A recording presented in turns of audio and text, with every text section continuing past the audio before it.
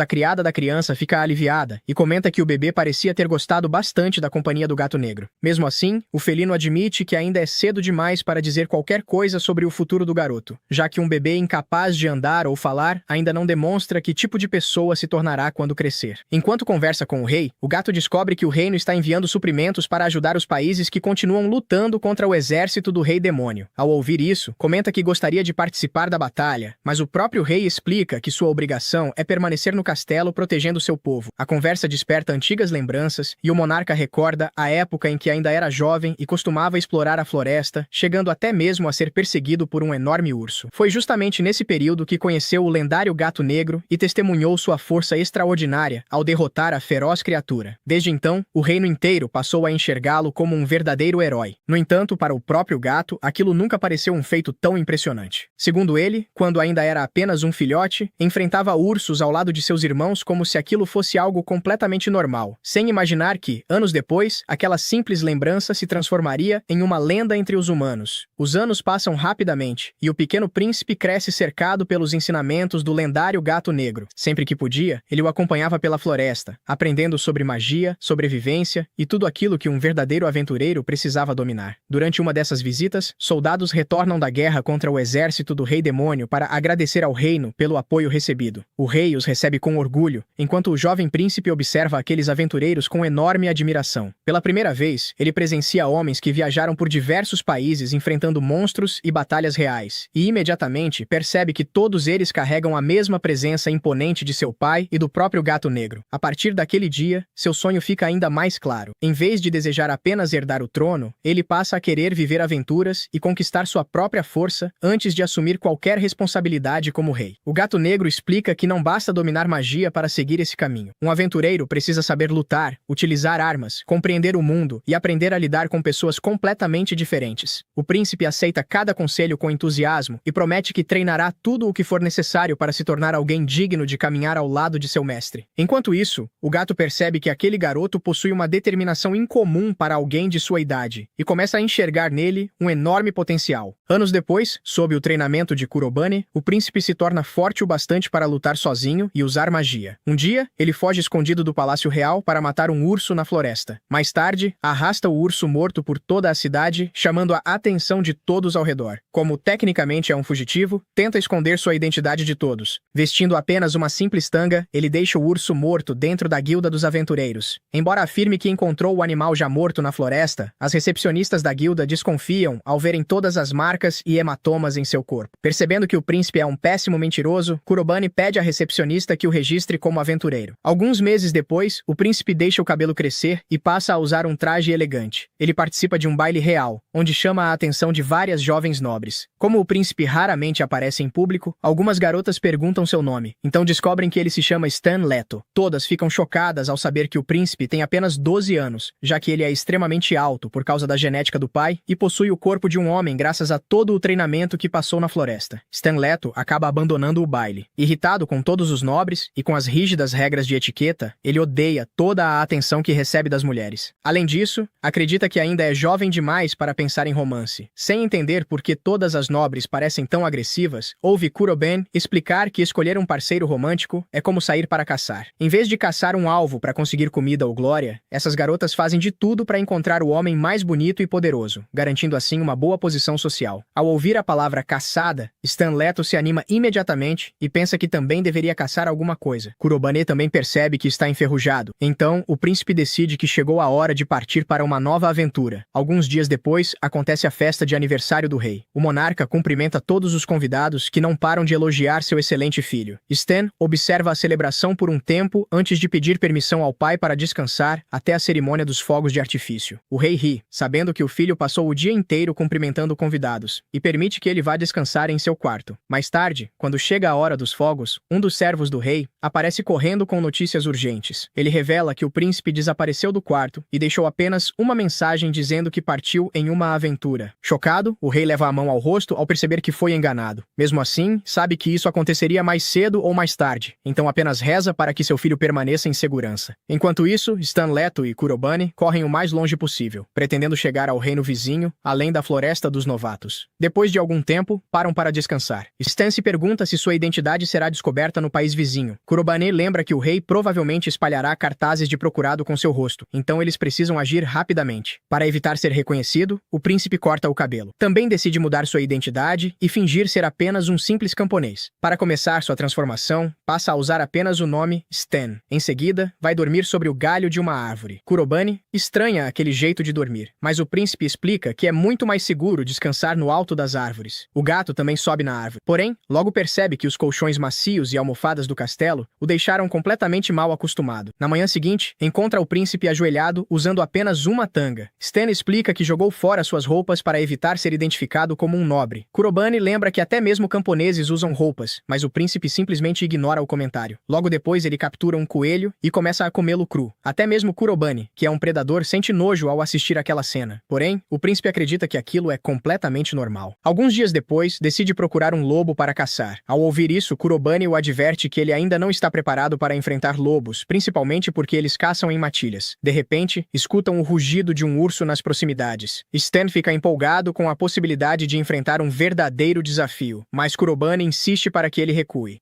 Lembra que um urso é um dos monstros mais fortes da floresta e que não vale a pena correr esse risco. No entanto, o príncipe acredita que continuará sendo fraco para sempre se fugir como um covarde. Ignorando completamente o conselho de Kurobane, Stan lança um feitiço e corre em direção ao urso, pedindo apenas que seu companheiro salve sua vida caso o inimigo seja forte demais. Furioso com a teimosia do príncipe, Kurobane decide ajudá-lo usando sua magia de relâmpago. Depois de uma dura batalha, os dois conseguem derrotar o urso. Em seguida, vendem o animal em uma vila próxima por uma boa quantia de dinheiro. Com o valor recebido, Stan finalmente compra algumas roupas. Também aluga um quarto em uma estalagem para descansar. Já dentro da pousada, Kurobane repreende o príncipe por sua imprudência. Ele lembra que, mesmo possuindo magia, Stan jamais deveria enfrentar inimigos tão poderosos sem antes conseguir equipamentos adequados. Depois de ouvir isso, o príncipe decide comprar uma arma. Enquanto pensa no que escolher, lembra da espada mágica que existia no Castelo Real, capaz de conduzir perfeitamente seu mana. Agora que finalmente possui dinheiro, Stan deseja adquirir sua própria espada mágica digna de um verdadeiro aventureiro. Alguns dias depois, ele decide deixar a vila para continuar vivendo novas aventuras. Enquanto os moradores se reúnem para se despedir, Stan agradece a todos por terem cuidado dele.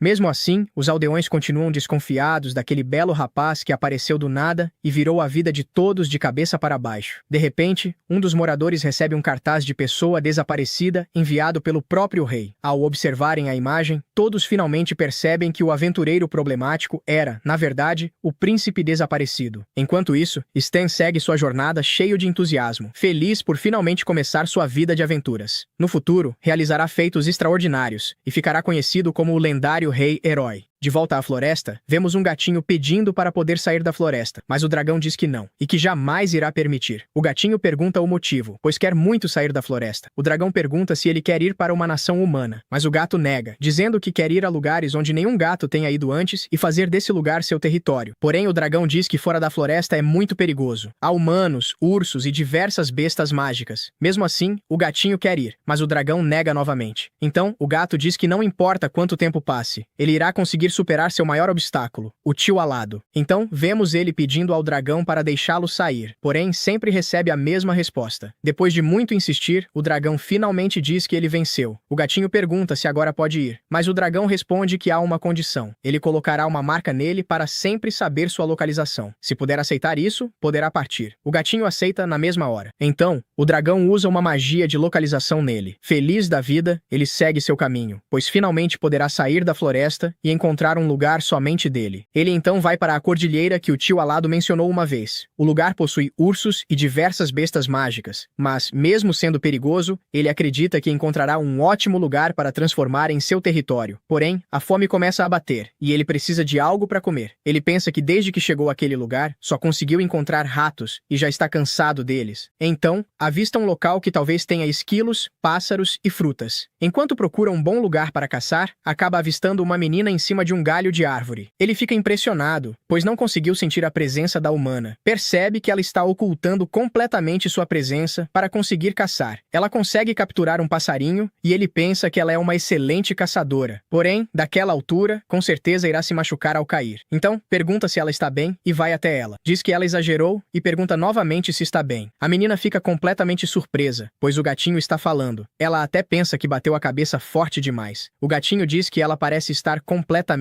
bem. Ainda confusa, ela se pergunta se gatos realmente falam. O gatinho confirma, dizendo que ele, seu pai, sua mãe e todos os seus irmãos falam normalmente. Mas, mudando de assunto, ele diz que o jeito dela de caçar é exagerado demais. A menina responde que é forte e resistente, e por isso ficará bem. Mesmo assim, o gatinho insiste para que ela cace de forma mais eficiente, e pergunta se os pais dela nunca ensinaram isso. Porém, ela responde que é órfã. Enquanto olha para o passarinho, pensa que aquilo não será suficiente, pois precisa de carne para todo mundo. O gatinho pergunta se há mais pessoas morando com ela e quantas são. Ela responde que vivem 6 crianças e um instrutor. Fazendo as contas, o gatinho diz que, com ela, são 8 pessoas. Ele acha isso impressionante, pois ela aprendeu a caçar sozinha para alimentar sua família. Então, ele diz que vai ajudá-la a caçar. A menina pergunta se ele realmente sabe caçar. O gatinho afirma que gatos são especialistas nisso. Em seguida, usa uma magia de raio, deixando a garota completamente impressionada. Ela diz que ele caça muito bem. O gatinho explica que para conseguir sair da floresta precisava da permissão do tio alado e para isso precisava desenvolver grandes habilidades. Ele também comenta que se tivesse encontrado um urso, teria fugido, mas acredita que um dia também conseguirá derrotar um. A menina diz que vai fazer uma sopa, o que deixa o gatinho muito feliz, pois ele se lembra de muito tempo atrás, quando experimentou uma por recomendação de um gato que morava na cidade. Ela convida o gatinho para comer em sua casa, e ele aceita. Quando chegam, todos gostam do gatinho e ficam impressionados com a quantidade de carne que ela levou dessa vez. Então, uma das meninas pergunta se o gatinho está ajudando sua irmã, mas o gatinho diz que foi ele quem pegou todas aquelas presas. Todos ficam surpresos ao ouvir um gato falando. A irmã de Gale confirma que quem caçou tudo naquele dia foi o gatinho. Ela apenas conseguiu pegar um passarinho. Nesse momento, o padre chega perguntando se Gale também foi caçar. É então que descobrimos que esse é o nome da garota. O padre a repreende, pois toda vez que ela sai para caçar, acaba se machucando. O gatinho fica feliz ao ver que ela realmente tem um guardião. Gale diz ao padre que dessa vez não se machucou, mas o gatinho a desmente, dizendo que ela machucou o nariz. O padre agradece ao gatinho por ter cuidado dela. O gatinho responde que não foi nada, e que de quebra ainda vai poder experimentar uma sopa. O padre comenta que a sopa de Gale é muito boa, e pede para ela não tentar escapar da conversa, pois a bronca ainda não terminou. Enquanto o padre continua repreendendo Gale, o gatinho fica feliz, pois pensa que, se fosse o guardião dela, faria exatamente a mesma coisa. Enquanto isso, as crianças se aproximam do gatinho e começam a fazer carinho nele. Em sua mente, ele pensa que já é um adulto e não gosta muito disso, mas também acredita que um gato maduro deve fazer companhia às crianças. Algum tempo depois, a sopa fica pronta. O gatinho fica muito feliz, pois faz bastante tempo que não toma uma sopa. Assim que experimenta, se apaixona pelo sabor. Gale pergunta se a sopa ainda está quente, mas quando percebe, o gatinho já devorou tudo em poucos instantes. Ele pensa que ela não é apenas uma garota ruim de caça, também é uma excelente cozinheira, capaz de fazer uma sopa deliciosa. À noite, as crianças continuam fazendo carinho no gatinho, até que Gale chega dizendo que já está na hora de dormir. Logo depois, o padre chama o gato de Cat Sith e pergunta se eles podem conversar um pouco. Em seguida, usa magia para abrir uma porta que leva a outro cômodo. Lá dentro, o gatinho pergunta se o padre já foi aventureiro. Ele confirma, mas explica que aqueles equipamentos pertenciam a um antigo amigo. O padre então entende que o gatinho está viajando em busca de um novo território. O gatinho explica que convencer o tio alado a deixá-lo sair da floresta levou dezenas de dias. O padre percebe que ele está falando do dragão imperial. Em seguida, abre um mapa e explica que as montanhas são extremamente perigosas, mostrando alguns atalhos que ele pode seguir. Porém, o gatinho responde que, se fizer isso, talvez deixe de encontrar um ótimo lugar para transformar em seu território. O gatinho então comenta que precisa descansar bastante antes de atravessar a montanha. O padre oferece hospedagem, dizendo que ele pode ficar ali pelo tempo que quiser. Ao lembrar da sopa de Gale, o gatinho pensa que, se continuar comendo aquela comida, será capaz até de enfrentar um urso. Ele também decide que pode ajudá-la a caçar, já que o jeito dela ainda é ruim demais. Assim, aceita o convite para ficar. Nesse instante, uma sombra passa pela janela. O gatinho logo percebe que o tio alado continua vigiando tudo de longe. Então, olha para a janela e diz que está tudo bem, pois aqueles humanos são pessoas boas. Na manhã seguinte, o gatinho acorda cercado por mais crianças fazendo carinho nele. Pouco depois, o padre aparece e avisa que está na hora da aula de matemática. Todas as crianças se despedem do gatinho e seguem para a sala de aula. Sem entender o que está acontecendo, ele pergunta para onde todos estão indo. Gale responde que eles vão para a escola. Curioso, o gatinho pergunta se ela ela também não precisa ir. Mas Gale diz que já aprendeu tudo o que precisava. O gatinho então pergunta o que ela faz durante esse tempo. Gale explica que vai até a Guilda dos Aventureiros, pega um trabalho que consiga concluir no mesmo dia e ganha dinheiro. Porém, o gatinho comenta que, com o jeito dela de caçar, provavelmente ela não consegue completar nenhuma missão. Gale responde que nem todos os trabalhos envolvem combate. Existem missões para coletar plantas e frutas. O gatinho pergunta por que pedem isso a aventureiros, já que qualquer humano pode colher plantas. Mas Gale explica que aquela região é perigosa demais para pessoas comuns, e que apenas alguém forte o bastante para se proteger pode ir até lá. Ela ainda diz que possui essa força porque sabe usar magia. Mesmo assim, o gatinho continua desconfiado. Gale explica que foi o padre quem a ensinou, já que ele também foi aventureiro. Então, o gatinho pergunta por que ela nunca usa magia para caçar. Ela responde que só sabe usar feitiços de chamas e explosão. Logo depois, eles chegam à Guilda dos Aventureiros. O gatinho comenta que o prédio é bem pequeno, pois imaginava algo enorme, cheio de pessoas entrando e saindo o tempo todo. Gale explica que apenas a capital possui uma guilda daquele tamanho, por causa da grande quantidade de nobres. O gatinho entende e conclui que, como aquela cidade é pequena, faz sentido a guilda também ser. Porém, Gale pede para ele não falar isso lá dentro. Ela entra, pergunta se há algum trabalho disponível e o recepcionista logo entrega uma missão perfeita para ela. Ao saírem, o gatinho comenta que ela era a única aventureira ali. Gale explica que os outros costumam pegar suas missões bem cedo. No caminho, o gatinho pergunta se ela pretende ir para as montanhas. Gale responde que não. Ela irá apenas para um lugar próximo de onde conheceu o gatinho. Apesar de haver várias criaturas, é uma região bem mais tranquila. Ela começa a listar os monstros que vivem ali. Porém, o gatinho pensa que aquilo não passa de insetos e conclui que os humanos realmente são seres fraquinhos. Depois de algum tempo, Gale encontra a erva que procurava. O gatinho comenta que já viu aquela planta várias vezes na floresta. Gale explica que ela é usada na fabricação de remédios. Ela gostaria de colher várias, mas arrancá-las da terra dá muito trabalho. O gatinho então sugere que ela use magia. Porém, Gale lembra que só sabe usar feitiços de explosão. Então, o próprio gatinho usa sua magia para retirar a planta da terra com facilidade. Gale fica impressionada com o quanto a magia facilita o trabalho e pede ajuda para colher mais plantas. O gatinho responde que isso dá muito trabalho e diz que não quer ajudar. Mas quando Gale promete fazer mais sopa para ele